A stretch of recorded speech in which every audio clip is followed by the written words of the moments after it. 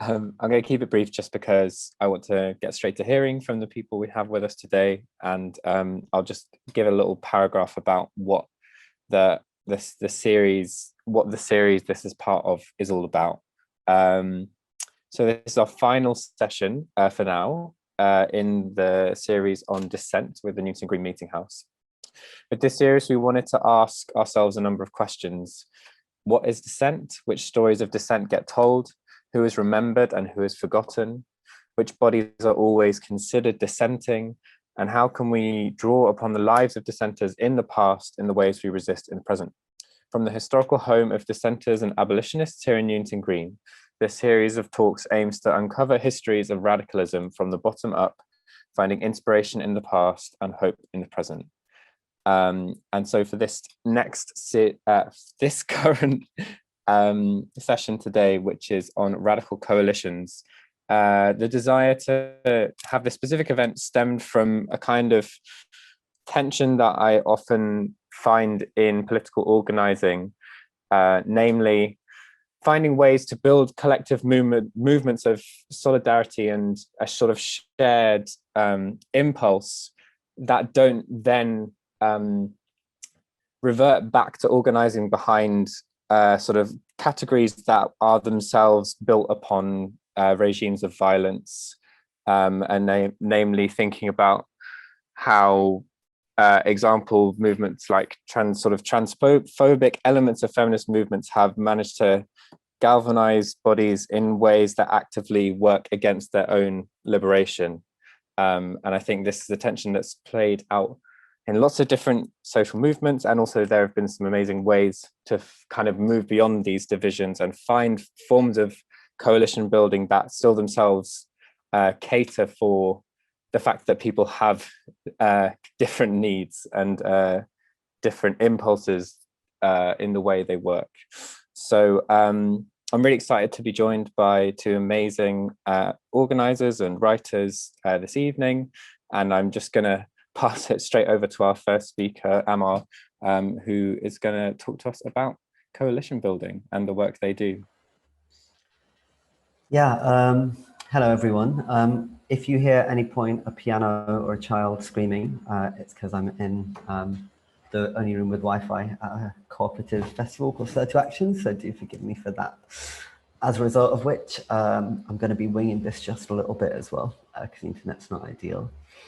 So, so my perspective is that I come from the trade union movement, specifically organising hospitality and fast food workers, most of them in South London, but also more broadly as well.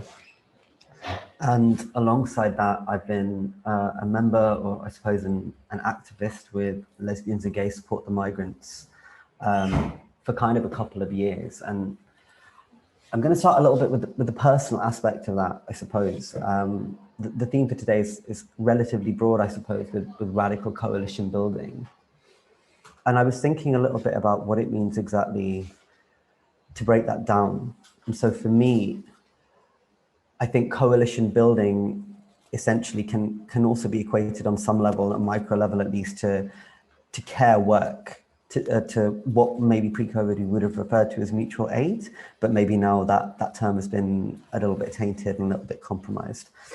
But the process of doing care work, of being involved in it, of sort of benefiting from that kind of mutual structure, certainly in my experience is what I experienced as something that was radicalizing. So as someone, as a queer person of faith and a queer person of color, being, coming out in the city away from my hometown, and not really having any framings for politics, I suppose, outside of what was then the dominant discourses of, I suppose we'd call it the Neo-Liberalization of identity politics, right? So like the attempt that happened, I guess, from certain liberals from marginalized communities to kind of really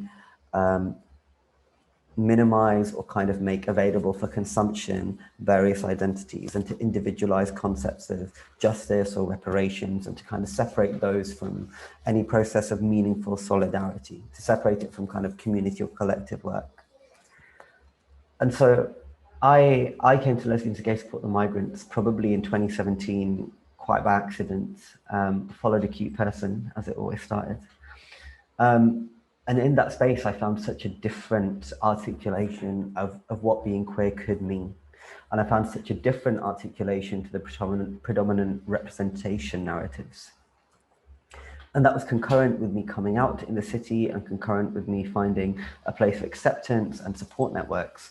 And it was through that experience of solidarity, through that experience of care, that, that I began to be radicalized in some sense, right?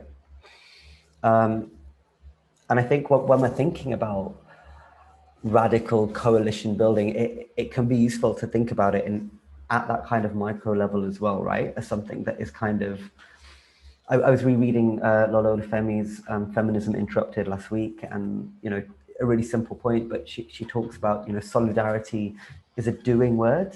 And it sounds so simple, but it's so true when it comes to thinking about how we organize and what it means to build a radical coalition. It's complicated over a pandemic, organizing Austin via Zoom to kind of get tangible senses of what that solidarity means.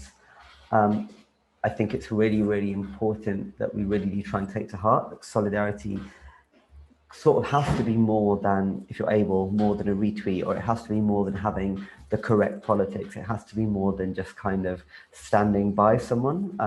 That action is radicalizing. That action is what makes that solidarity meaningful and radical insofar as, you know, you're able to do it. And obviously not everyone can do everything all the time too. I guess a bit about LGSM just to start with. So Lesbians and Gay Support the Migrants was inspired by Lesbians and Gay Support the Minors. I don't know if anyone here has seen the film Pride, but it's not an accurate retelling of that movement, because movements don't work with protagonists and main characters. That's not how they sustain themselves. But, you know, it was an example of queer history that was quite explicitly about solidarity, without necessarily expecting anything back. You know, that phrase, solidarity is not a market economy. It's a really good distillation of that idea.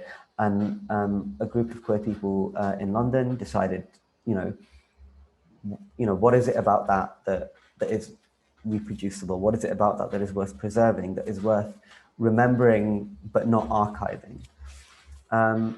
And, you know, this was in the wake of Theresa May's hostile environment. This was in the wake of a series of ongoing scandals that had only recently come to light in the mainstream regarding the treatment of migrants. And the founders of LGS Migrants wanted to do something about it. And so that's sort of where it comes from. And I think that constituting that solidarity between marginalized communities is sort of, in a way, more of a radical process, or more radicalizing than necessarily the stance that certain people take on things. I know it's hard to necessarily draw a concrete distinction between those things, but it really is the practice that makes it radical. And out of that practice of just simply showing solidarity, various different organizations and various different groups organically kind of cohere in certain spaces, in certain social spaces and online spaces. And those infrastructures of care that are often informal get developed. And I think that's kind of where the coalition building comes in. Like, I think it's important to think about it that, like, often it's strategic that certain groups decide to align with one another, but more often than not, it's about seeing evidence for the work that happens and seeing how, you know, we can complement one another in that sense. I kind of wanted to pivot here a little bit, I guess, and talk a little bit about the trade union movement, because that's kind of the other perspective from which I was radicalized as well.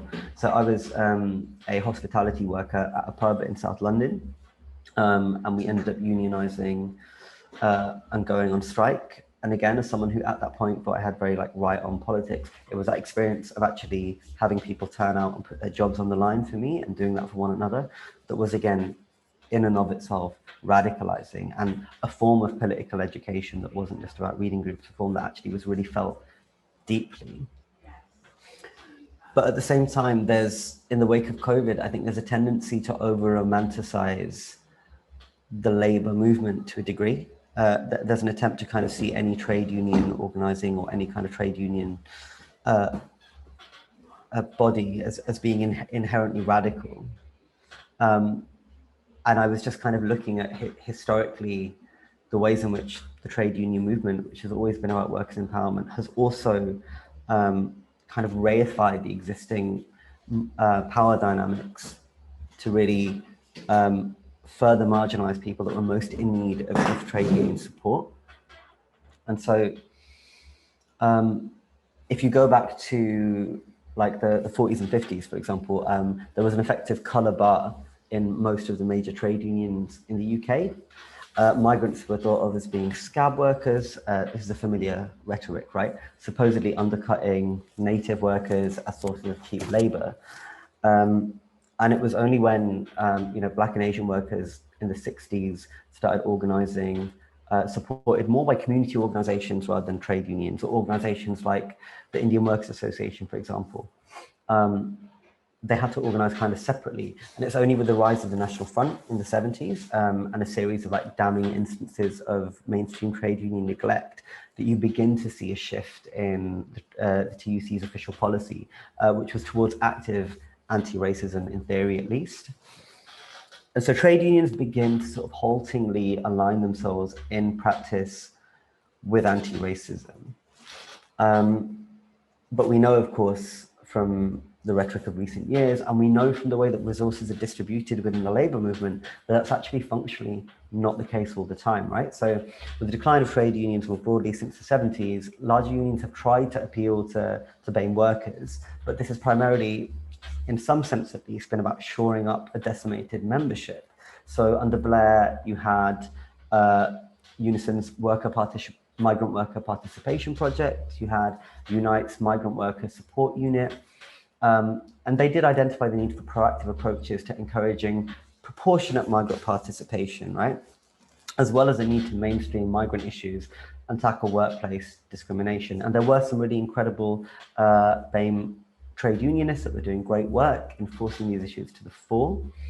But there was a sustained failure, nevertheless, to engage consistently with existing community groups that were already focal points of migrant organization. And at the same time, this was in the context in which the trade union movement was trying desperately to shore up its membership base, to increase its access to funds to a degree as well.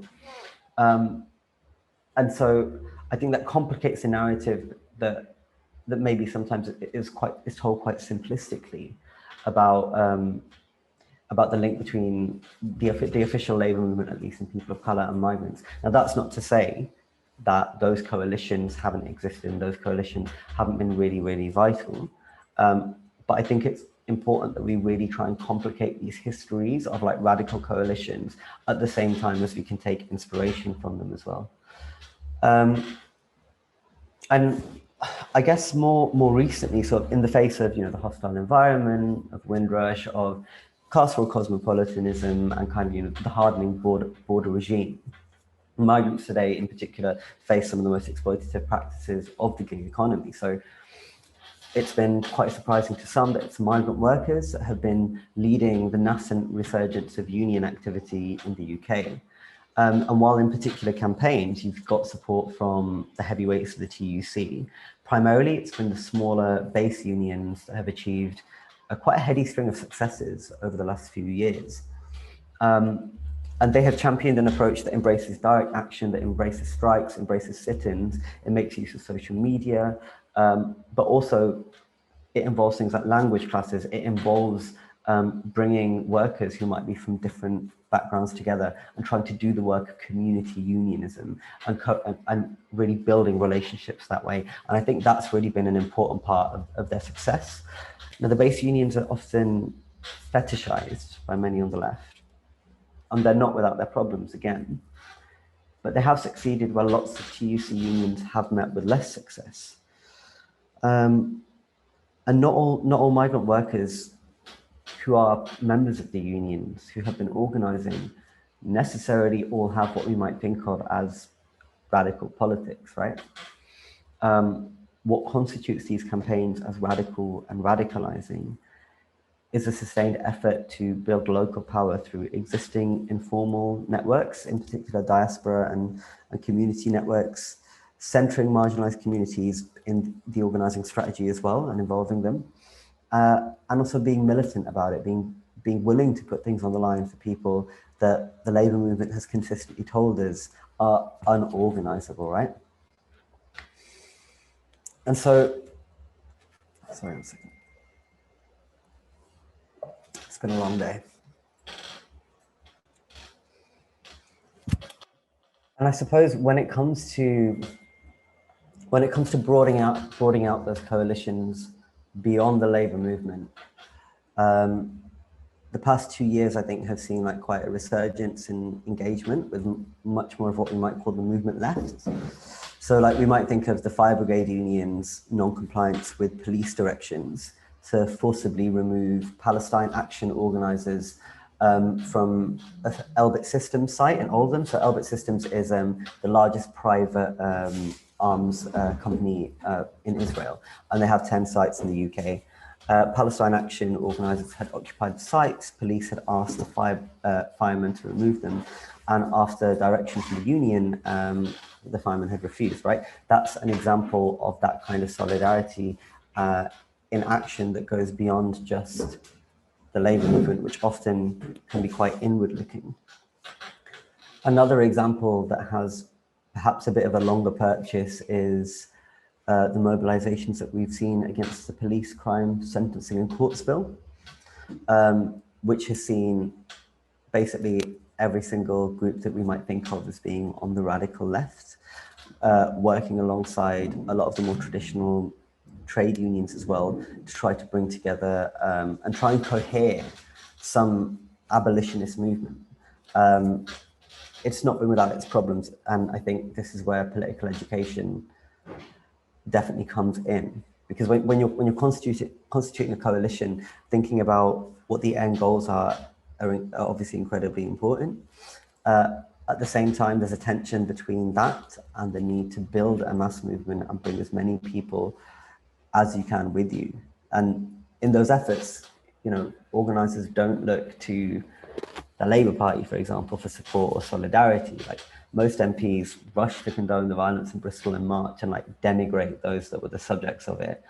And the MPs that insisted on waiting until an investigation into police brutality had been concluded before condemning the protesters were like turned on by their colleagues. So, and it's notable that it was largely sociable women of colour that resisted the rhetoric curated by the mainstream press. But those generalizations along the lines of lived experience also have their limitations. It was also another woman of colour, Tangam Debonair, the MP, who asked for help identifying potential rioters online to the police. And with the bill probably relatively soon about to make it into law, and in the knowledge that the only way that it can be resisted is by making it unenforceable, that tension between the need to remain true to certain principles and to stay true to certain radical politics, and the need to try to curate a mass movement is only becoming more acute. There's been a lot of accusations thrown at various different organising groups around Kill the Bill as being exclusionary or as being purist. But the basis of organising from an abolitionist framing has to be a commitment to abolition and to viewing state violence on the streets as a corollary to the carceral violence of prisons and of detention centres. You know, a broad church of organisations supported LGS migrants and supported Sisters Uncut and a bunch of the other groups involved in the Kill the Bill coalition. But the ideological gap between Extinction Rebellion and LGS migrants, for example, is not one that you can paper over with platitudes about the need for kinder policing by consent in the short term, or calls for blind unity against a common enemy.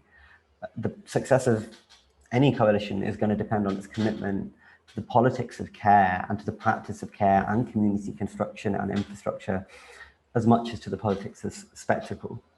And I suppose I just end by saying that for the critiques that are leveled at these movements. Radicalism isn't an indulgence in these times of crisis. It's very much a material necessity. I think I'll end it there. I'm sorry if that was really rambling. As I said, my laptop crashed and I lost all my notes. So.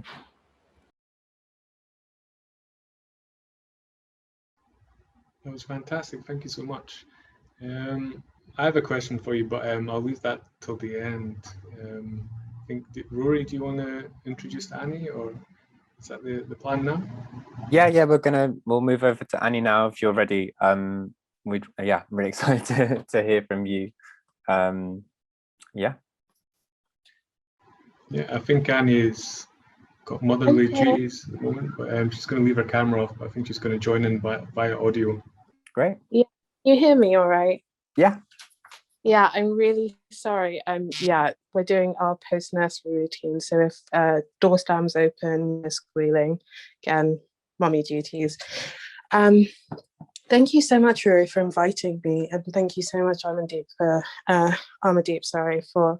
your talk. It was really, really interesting, and I think there are kind of loads of areas of overlap.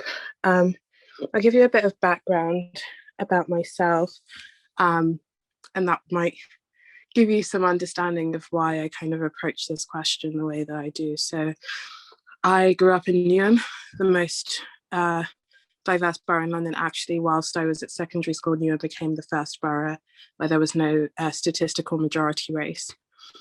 Also the poorest borough in London.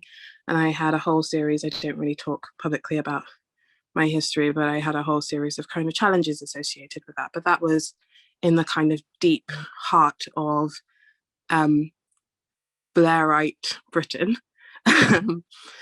And I ended up, when I was about to go to university, kind of really keen on getting a job that would mean that my family wouldn't have to go through the things that they did. And I got to university surrounded by quite posh people. And I realized I couldn't stomach the idea of going off to work in a place where I thought was doing harm to the world. And what was really interesting about my experience is that my radicalization happened whilst I was surrounded by people who typically ought not to be radical, if we're to listen to Twitter. And from that, I drew a really important lesson, which is that in everything, especially when it comes to political organizing, you have to foreground politics, people's sense of care and people's sense of duty above the categories that were given. And so that's kind of the vein that I wanted to kind of speak to you all in. I think the first thing is to say, and Amandeep finished by talking about the limitations of this thing that we call lived experience as a frame for politics. And typically when we think about coalition building, whether implicitly or explicitly, and largely because the left has been in decline as a mass movement for a long time, people don't necessarily think about coalitions between organizations. They think about coalitions like POC or BAME or, coalitions of categories of people. And I want to unpick that just a little bit. I start from the starting point that every human interaction is bridging some sort of gap, right? We may share certain sets of experiences, and we may be more likely to share those experiences because of the way that we're racialized by society, gendered, door slamming open, that's the baby, racialized by society, gendered by society, etc., and so on and so forth. But the reality is oftentimes when we talk about lived experience and the way that we use lived experience in like the general discourse is based on the assumption that people of certain categories have certain experiences. And I had a few weird kind of examples of this, and I'll give a trigger warning before I talk about it. I remember being on Clubhouse early on in the year, and we were talking about Black maternal health. And in that conversation, a few people came up on stage who were of mixed heritage and talked about their experiences of childbirth.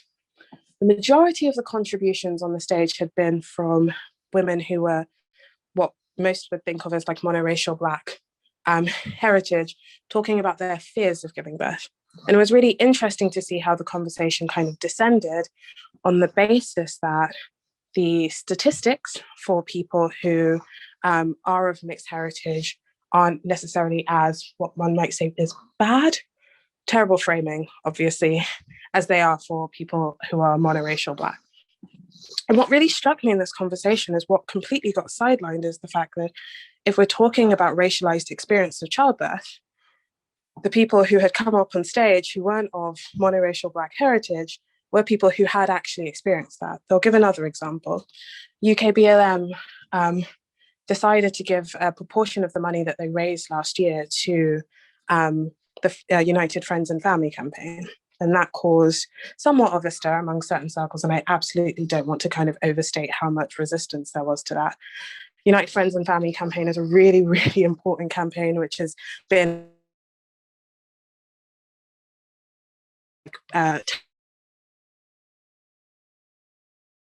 custody in the UK.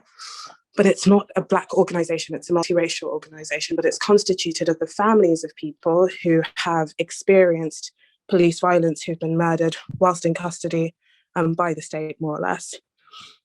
And part of that resistance, again, was on the basis of not having shared a lived experience with Black people. But if we're thinking about this organisation, they're constituted precisely of people who have had that experience of the state. So if you bring that into a broader frame, for example, if we're talking about the US, in the US, if you're of the two lowest socioeconomic quintiles and white, you're more likely to be killed by police than if you're in the two highest socioeconomic quintiles and Black. And so what we get is a much more complicated picture. Obviously, violence gets distributed within society, and therefore also where opportunities for resisting those violences might arise. And there's a video that I always love to show. I can't show it now because it's actually 10 minutes long, so I won't have any time to talk if I do it.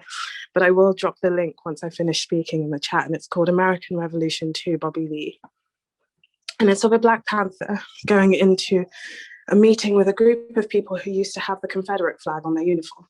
They're called the Young Patriots, and they were some white folks from uptown who were organizing around questions of poverty. And he was really nervous to go into that meeting. And once he got in, he talked about the need to move. You know, one of the people in the video even talks about how, you know, people from South and West Chicago have a lot in common because they're all people who are racialized.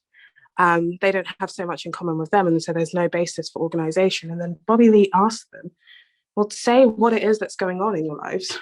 What is it that you want to change about your lives? And once they start talking, the things that they start talking about are all too familiar to people of color. Many people of color: poor housing conditions, police brutality, you know, the general grinding experience of poverty, right?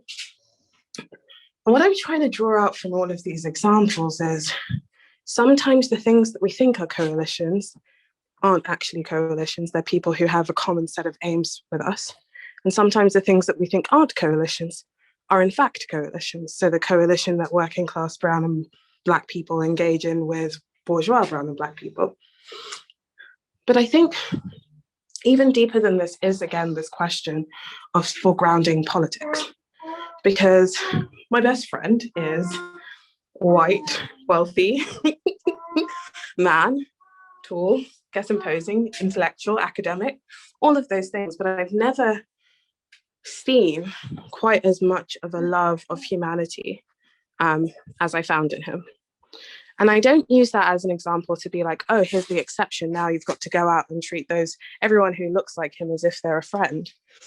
But what I mean by it is that if we are to be objective in our analysis about what the problems are in the world and how we want to change the world, and many of the questions that we quibble over are actually strategic questions rather than principled questions, then somebody who has a political outlook which is geared towards liberation must always be foregrounded ahead of somebody who may share experiences with us, but isn't necessarily aligned with us politically. And the thing I always like to say is that lived experience is not school. Lived experience can harm us, hurt us, build a resentment for the system. But lived experience in and of itself doesn't teach us anything about, firstly, why we've experienced those things and therefore how we resist those things. And so that's why there's such an importance on there's such an importance on political education.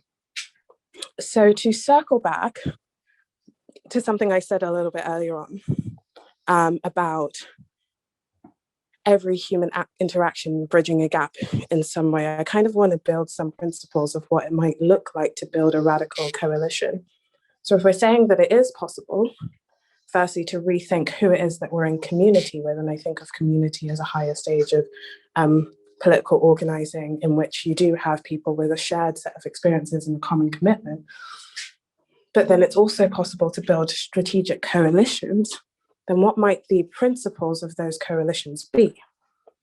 I think the first thing about those coalitions is that they have to be built on a basis of solidarity.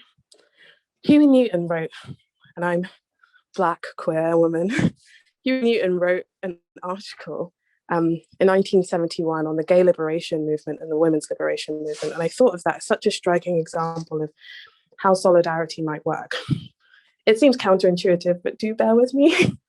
So he writes in the article, well, what could cause homosexuality? Could it be bourgeois decadence? I don't know. That's verbatim what he says. But he says, one thing that I'm sure of is that the homosexual man in America quite possibly is the most oppressed. And what does that mean? It means if you have a set of principles, grounding principles, and you're able to identify where people are experiencing injustice, and you're always inclined to resisting such injustice, you don't have to understand somebody's struggle to stand in solidarity with them. You don't have to understand precisely what their day-to-day experience is to stand in solidarity with them. Now, today I think we're all a bit more au fait with queer issues, I would hope. But at the same time, we're constantly unfolding and realizing that there are frontiers of resistance that we hadn't ever seen before, right? And so if we use that as a guiding principle, solidarity as a guiding principle, then that means that we must always stand with the oppressed over the oppressor. We must always stand on the side of justice. The second is accountability. And I think Amadou kind of speaks to this when they talk about, you know, the earlier experiences of the lesbians and gay support minors movement. You know, obviously the movie overstates the extent to which they're rejected by the mining community, but it's still important to recognize that some people we want to stand in solidarity won't necessarily want to stand in solidarity with us and won't necessarily want to fight for us. And I think that point that they made about how solidarity is not a market exchange is so important, because the point is we give it, and I'll come back to this again towards the end of the talk, but we give solidarity because it's in our interest to give solidarity, because it's in our interest to fight for a world in which everybody is free, because injustice and unfreedom anywhere destabilizes all of our freedom and dehumanizes all of us.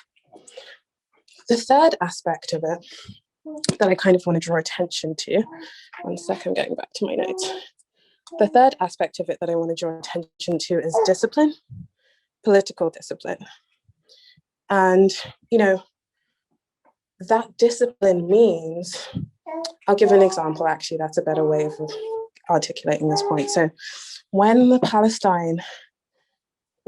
was unleashed, not too long ago, a whole bunch of bot accounts, etc., popped up saying weird stuff like Palestinians don't care about Black people, and also like talking about the Palestinian Lives Matter slogan as co-opting Black Lives Matter, right? Now we can talk about the long history, shared history of solidarity. One of my favorite examples to bring up is the fact that George Jackson, who I'm not sure everyone in the room knows who he is, but he was Angela Davis's main kind of conversant in the 1960s and 70s.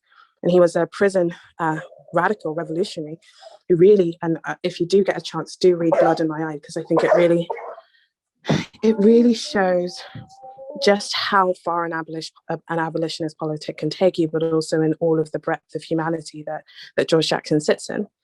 But there's a poem that he is credited with writing, and it was published in the Black Panther Party's paper. And that poem was actually originally written by a Palestinian political prisoner So there is this really long history of solidarity between the Palestinian revolution and the Black liberation movement, right? And so political discipline looks like two things. I think firstly, political discipline looks like maintaining our compassion and understanding of people's humanities. If we have a structural analysis, which means people are socialized, which tells us that people are socialized to behave in particular ways, people are socialized into misogyny, people are socialized into queerphobia, people are socialized into racism. We can't treat these things as individual personal flaws, because what we do then is take away from our understanding of the structural dimension. But the second aspect of that political discipline is also being able to understand where there are opportunities to learn and grow, and to give people opportunities to learn and grow. Every radical thinker, from Fanon to even Marx, that I aspire to, I look up to, starts from the starting point that there is something revolutionary about common struggle.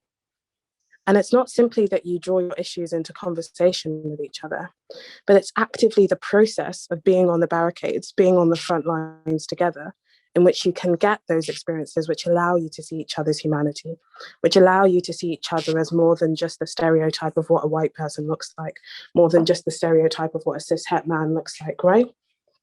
And I think beyond that, what we then get is a kind of root. The coalition form isn't simply an ideal in and of itself, though it's strategically useful to build coalitions at particular junctures to be able to achieve specific aims. But the coalition form is one step on the way to community, right? It's one step on the way to being able to understand ourselves shorn of the categorizations that we're given by society. And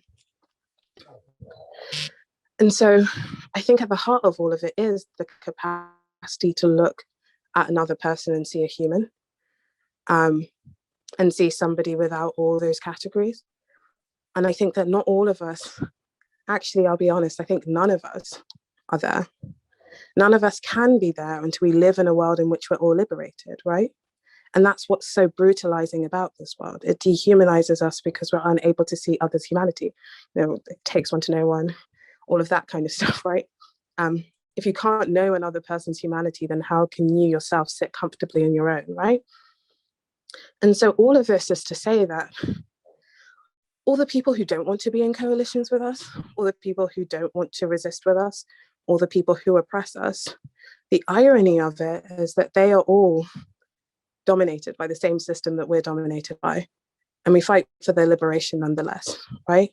And so there is a higher community to which we can aspire. There is a basis on which, and this is really what I wanted to get at, you know, with today, the common languages of allyship, the idea that I have my struggle, you have your struggle, and sometimes our struggles intersect and then we fight on that basis. But the reality is, even the struggle that I have that seems completely irrelevant to you is inextricably bound with the struggle that you. People who are allies are also fighting for their own humanity as well. And so what I kind of want to leave you with, I don't know how long I've spoken for, I hope I haven't spoken too long. What I want to leave you with is to rethink the way that we think about coalition forms, to rethink what we think of as the end of our politics. We're so bound up in the election cycle, or, you know, the next piece of legislation, we have to resist that legislation. There's a much bigger political goal at stake, and that bigger political goal is the emancipation of all of humanity, right? And in that, we're going to need to build coalitions with people that we don't like. And we need to allow those coalitions with love and discipline and accountability to grow into community. Because the social relations of a society will determine how we respond to each other and whether or not domination exists. And so, yeah, I'll end that. I hope that made sense.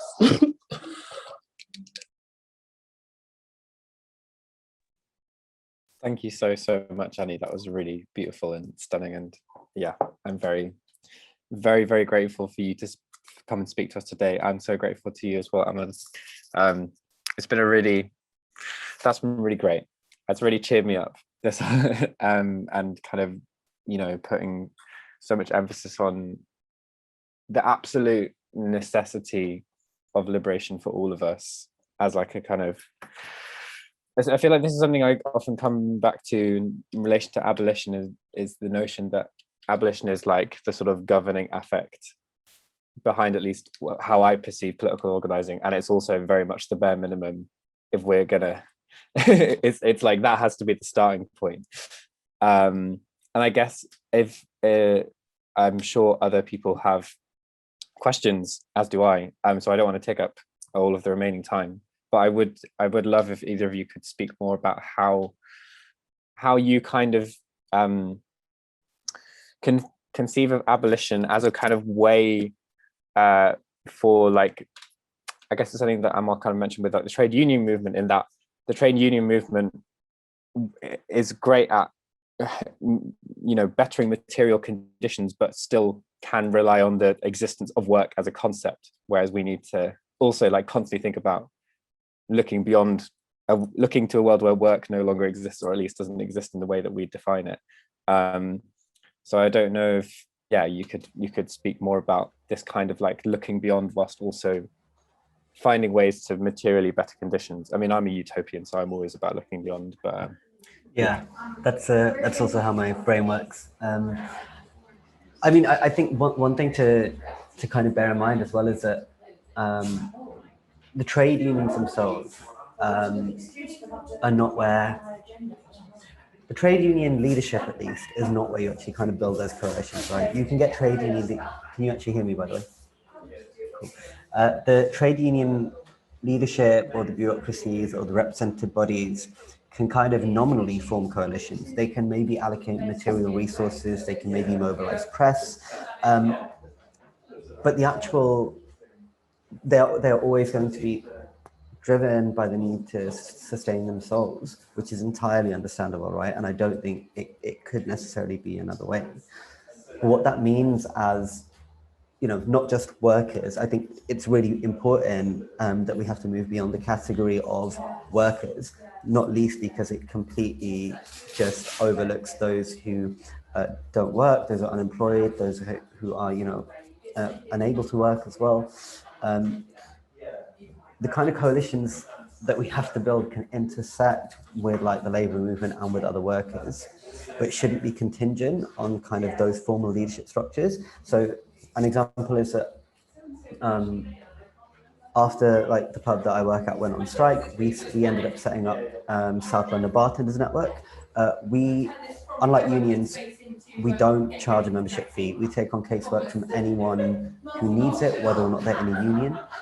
It's just a group of people with vastly different experiences, people that are university educated, people that like didn't go to school, people that, people of color, middle class people, working class people, like queer people, straight people, like there's such a whole range of individuals that we kind of classify as like workers, right?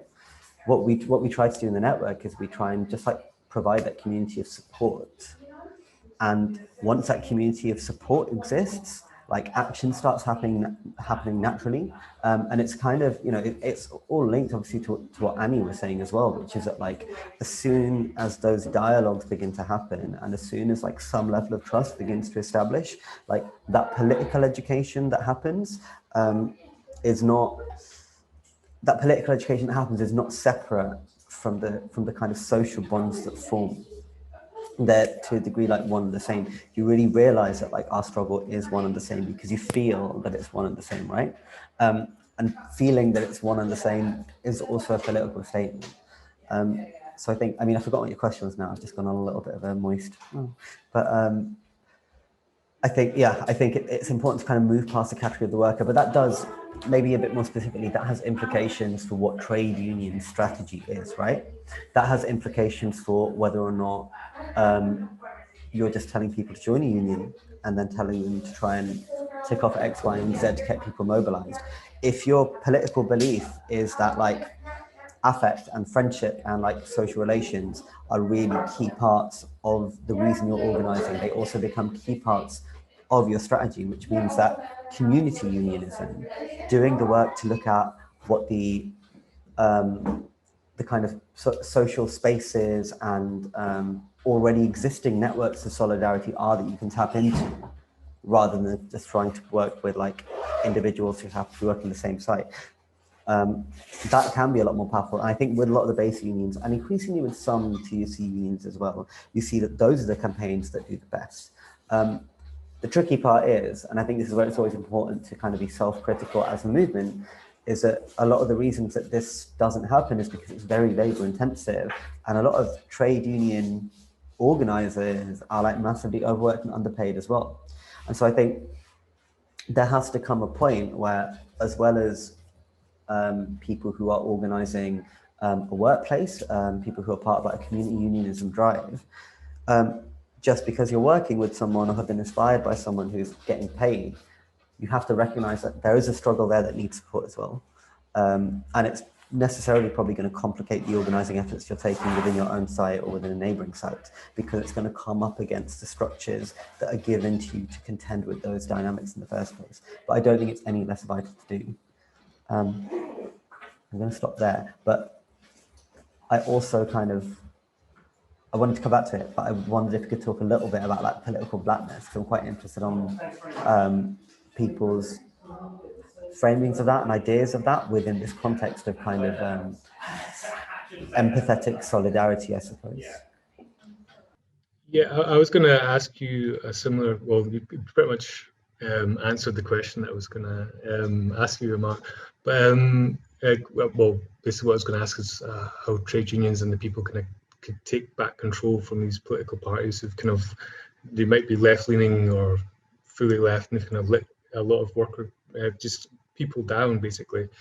I was going to ask you how we can kind of come back together and like try and take control of the workplace and other aspects of life and working within communities, and that's kind of what we're trying to do at the Meeting House. But even at Newington Green Meeting House, we've kind of struggled a little bit with that. Like our whole ideas like social justice and working with lots of different types of people, especially within Hackney and the local community, and trying to provide for everyone. But what we found is it is difficult because not everyone understands each other, and there's other things, because we're an all-white team as well. We've got people who are queer in the team and work with a lot of outside organisations and who aren't white. So, but what we found is sometimes it can be quite difficult, especially in the space itself, because it's shared by so many different people. Everyone wants to use it for different things, whether it's exhibitions or talks or music.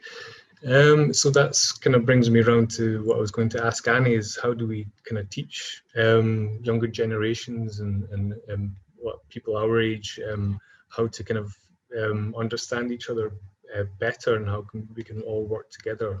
I think the only way you're going to be able to do it is to try it out and figure it out and talk and communicate with each other. But if you've got any other ideas, Annie, if you're still here.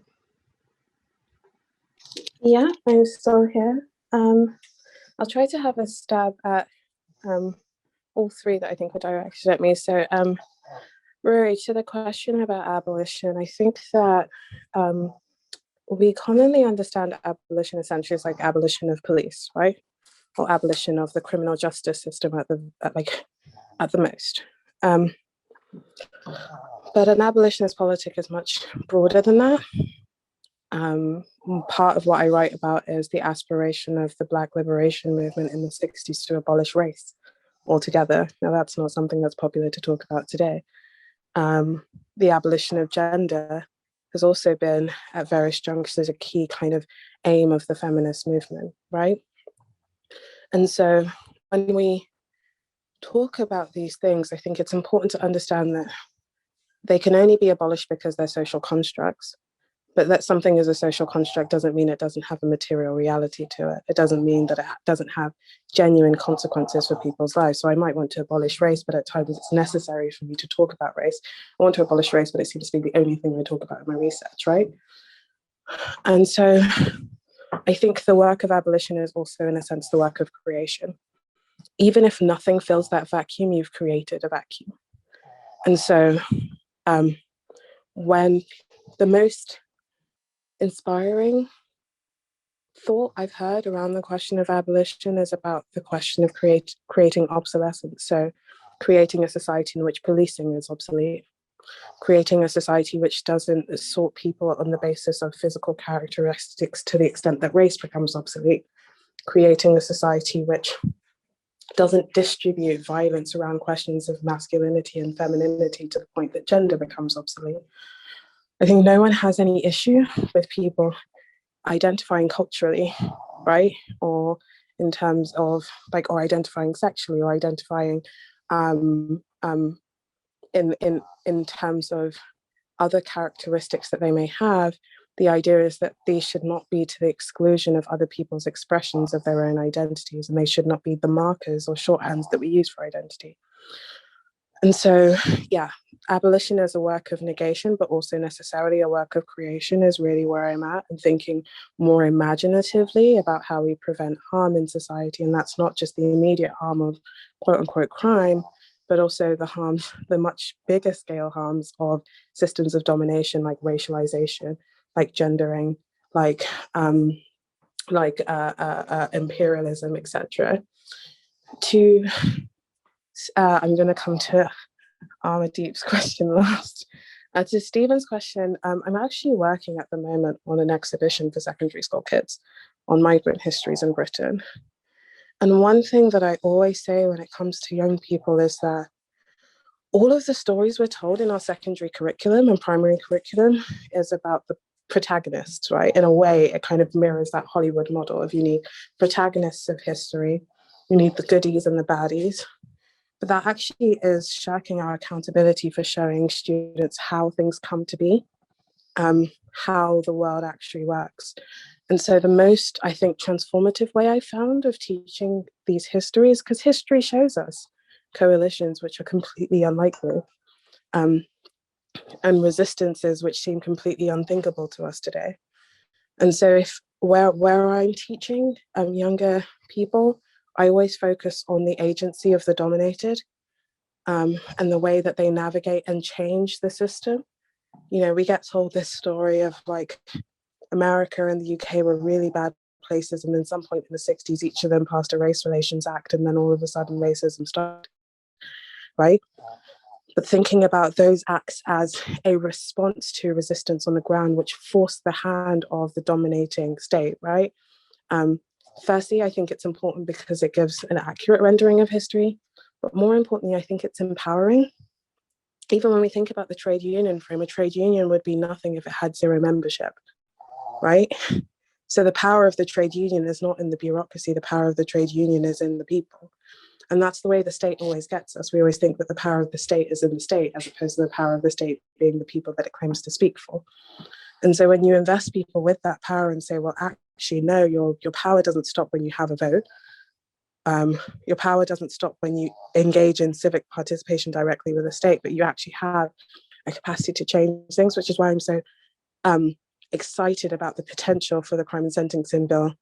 Like, because for the first time, I think over this summer, a wave of young people, it's weird to talk about young people now, but a wave of young people, I'm in the over 25 category now, but a wave of young people all of a sudden saw a clear example of the hand of the government being forced. You know, they had an 80-seat majority, and the people on the streets changed the course of that bill. Whether or not they implement it now, the fact that they had to pause for thought is indicative of where our power can really kind of play a role in shaping our conditions. And I think that allowing people to understand that the power ultimately lies with us, even in production.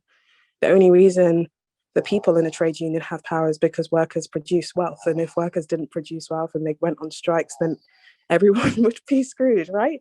And so understanding that power is not this abstract thing which goes to the wealthy and the rich in society. I think the left needs to divest itself from talking in those terms, but understanding that an absence of understanding of our power as working class people is part and parcel of like the ability of the wealthy to continue to dominate. And then to the question about political blackness, I don't think there's such a thing as non-political blackness. And so one weird thing about this assertion of political blackness, and it has a particular history, but one thing about this assertion of a political blackness is that it's constantly reifying the idea of a biological blackness, which is obviously really unhelpful to we who want to resist the concept of race itself. But in the UK, And the UK is not the only place where this concept exists in a more explicit way. So in South Africa, the Black Consciousness Movement, Biko, talks about Asians and Blacks joining, and talks about how Blackness is a political frame of mind as opposed to a category of biological being. But in the UK, the basis of the political Blackness movement is that when migrants come to Britain, they weren't conceiving of themselves as Black. And this is a story you'll constantly hear from migrants. I didn't know I was Black until I got here, right? And they shared experiences with people from other parts of the world. Walter Rodney says, if you leave London, go to some parts outside London, you're as Black if you're a Pakistani as if you're a Nigerian. That's Walter Rodney, a Caribbean scholar in the 70s, right? And the basis of that solidarity, again, began with coalition. Trade unions were excluding a lot of Black workers. And as a consequence of that, Black workers had to organize outside of those frames. And so what you would find in places like Birmingham is Asian workers would be on strike and Black workers would mobilize strike support. Black workers would be on strike and Asian workers would mobilize strike support.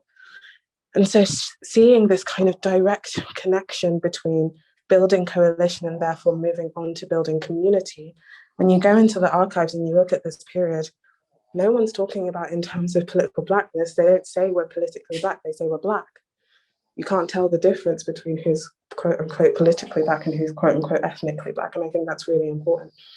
And so that history of political Blackness is really important, but that's not to say we have to replicate it today. If the conditions don't exist where our experiences are shared, then I think that it's not a helpful frame.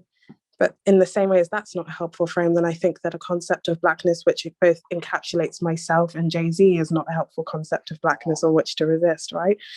Because in a sense, that is also, like I said, a coalition, and a coalition which is reactionary because it actually benefits bourgeois people who are able to identify into Blackness. But that's a different question for a different day and 3 years of my PhD. So we'll end it there. That's yeah, I mean, I think that I couldn't have put it that well, but I really broadly agree with that. And it kind of, it's how I feel in many ways about the term queer. I know a lot of conversations around the term queer have been around, can we reclaim it? Which is obviously just a, don't get me started on that conversation. But I think the utility of queer as a label, you know, isn't that it negates the differences between the ways that different people identify, but it is a statement of solidarity. And in much the same way as like when someone is like screaming death threats at me on the street, they don't know if I'm bisexual or asexual or like non-binary, or do you know what I mean? There's a legibility that is there and a shared experience that is there.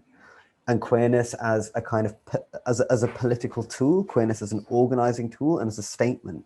Not saying we should say politically queer, but just, I think in and of itself, it kind of brings in that sense of cohesion. It's identifying as queer, for me at least, is kind of engaging in a collective process of community construction. Because for so many of us who kind of find ourselves alienated from the kind of nuclear family kind of trajectory, if you like, with the kind of gendered dynamics like social reproductive labor that are kind of inherent within that, in the context as well of like precarious work or precarious migration statuses being really atomizing. I think there is a necessity to kind of myth make a community into existence, and you myth make that by kind of by insisting on solidarity without necessarily getting anything back. Because I think I share what, like, if you forgive me, Annie, I'd say is a slightly small like romantic or kind of like joyous perception of like what human interaction can accomplish and of what humanity really kind of thirsts for, which is its own collective liberation.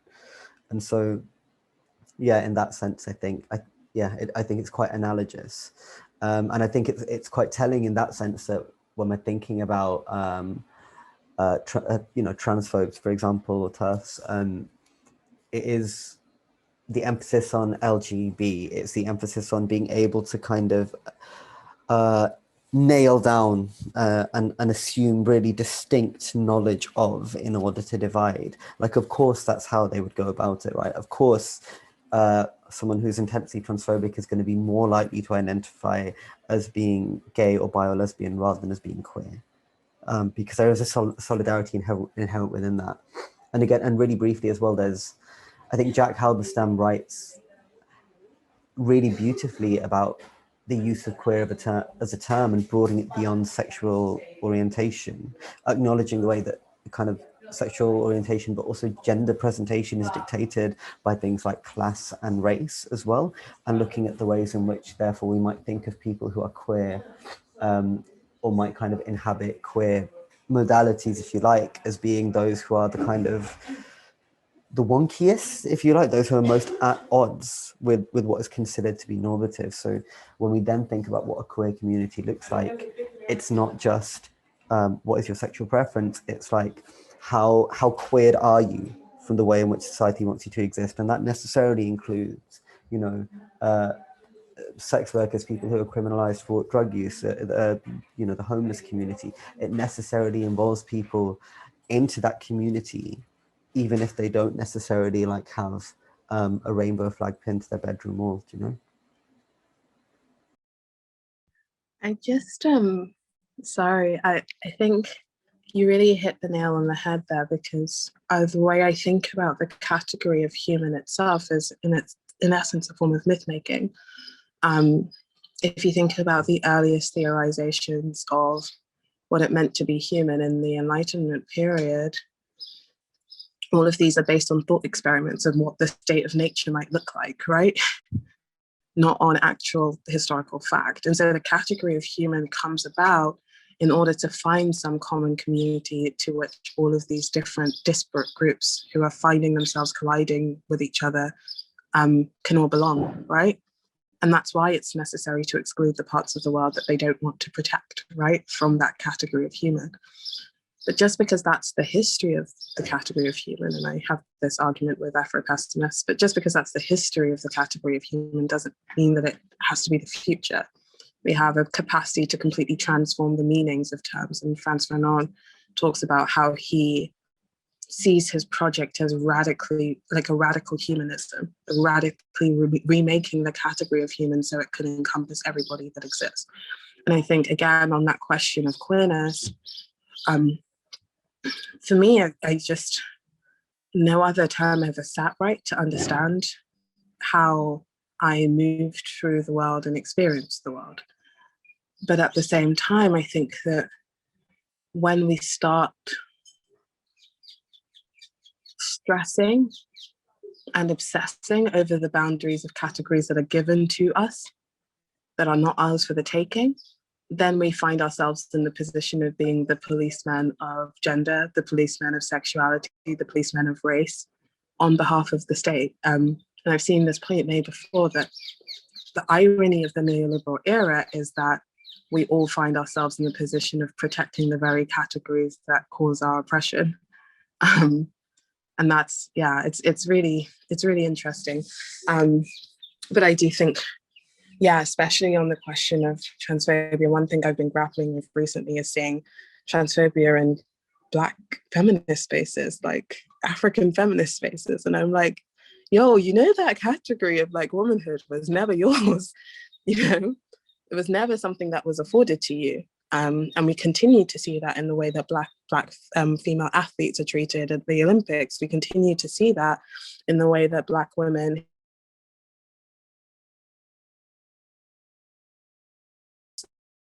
society are completely deceived by. There's a really interesting kind of dynamic there. And I think that part and parcel of it is this place of insecurity. And I think if the left were at a place where it had that understanding of humanity and that discipline to be able to provide an alternative frame for what these categories might mean for us, then all of a sudden all of that stuff falls away.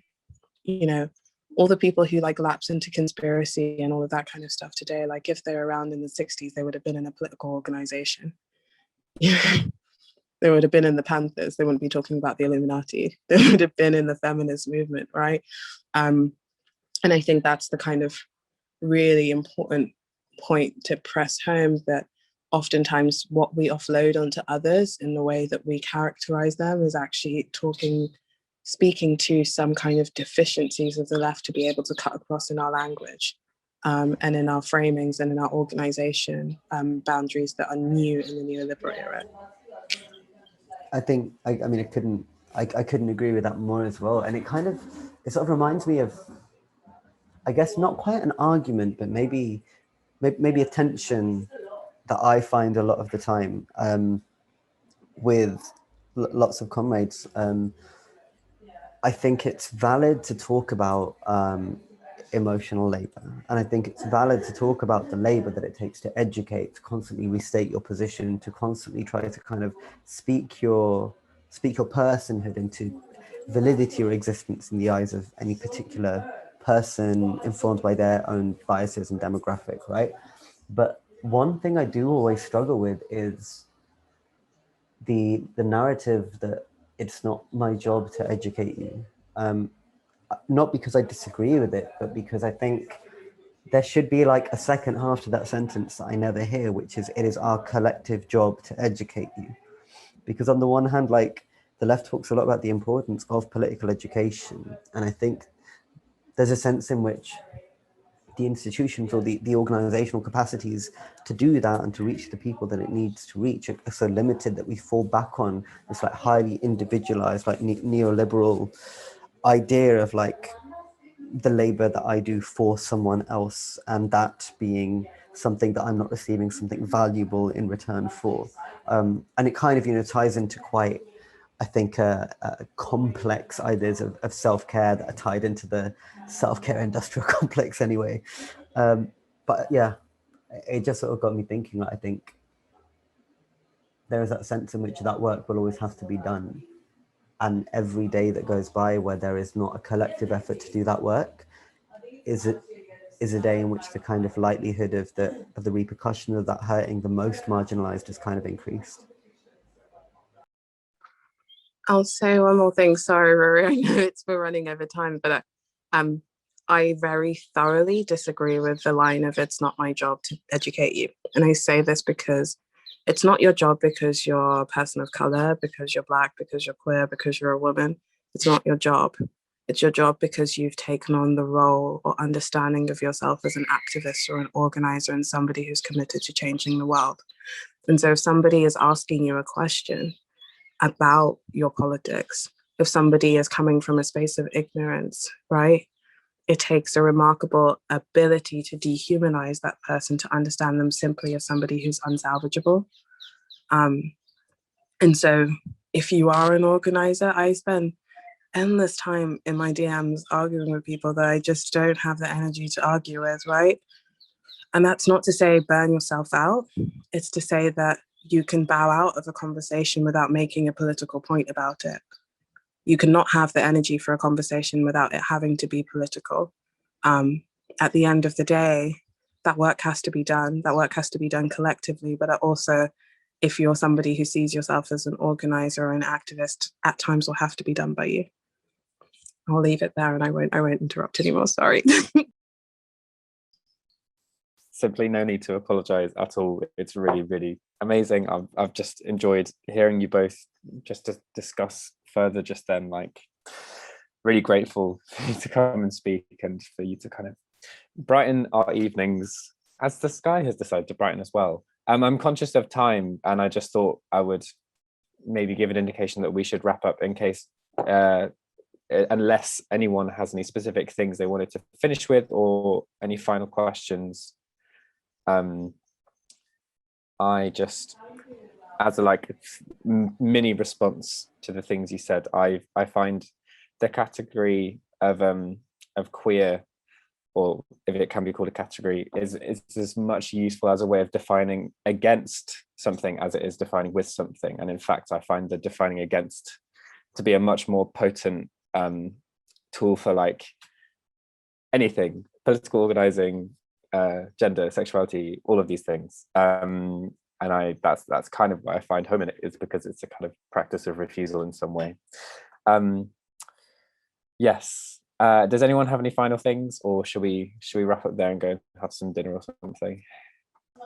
I was just going to really quickly say that I know I said this before and I never followed through, but in a couple of weeks it'd be good to actually maybe, I don't know, come and see the space and talk about, like, maybe talk a little bit about what, like, I don't know, how it, what opportunities there are, like, in our own networks for using it and stuff, and for kind of broadening it out. Because I mean, just taking on the initiative of, like, doing something like this is really incredible.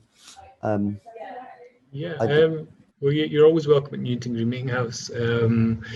If I'll send you my email, you can get in touch with me or Amy, and we can show you around the space. And we're always open to have people come along and do talks and be involved, or anything, to be honest. Like, it could be exhibitions or however you want to express your message. So we're really open to that. I'll send you my email in the chat in a second. But yeah, thank you very much to you both. I think that's really inspiring, and I think what I've really taken away from it all is it was realizing that we're all kind of human, and that it all kind of comes down to humanity, and trying to understand each other, even though there's a vast history behind us, and we're living in this world that's kind of constantly changing, and it's hard to kind of educate each other, and everyone's coming from different backgrounds. But I'm the same as kind of Rory, where I kind of have this kind of utopian dream where everyone loves each other and it's all fantastic, but I realize that's not going to happen very easily, and it takes a lot of time and understanding and education. And I've been informed so much just like listening to both of you talk, and I've had so many ideas, especially with like Newington Green and the work and what we are doing and things like that. So yeah, thank you both so much for joining us today. It's been really incredible. I'll send you my email address just now. Thank you so much for having us. Thank you so much. It's been such a lovely conversation. Thanks for everyone for joining us today. I know it's been a really sunny day. We've recorded this today, so we'll get it out on a podcast, and Adam's asked me to send it over to him as well, so I think he's going to be talking about it on Sunday as well at the meeting house. But yeah, thank you everyone. And have you got anything else to add, Rory? Are you all happy here? No, that's brilliant. Thanks so much again, everyone. Really, really appreciate you being here. Cool. Nice. All right. Cool. Cheers. Nice to meet you all. Bye. Bye. Bye, everyone. Bye. Bye.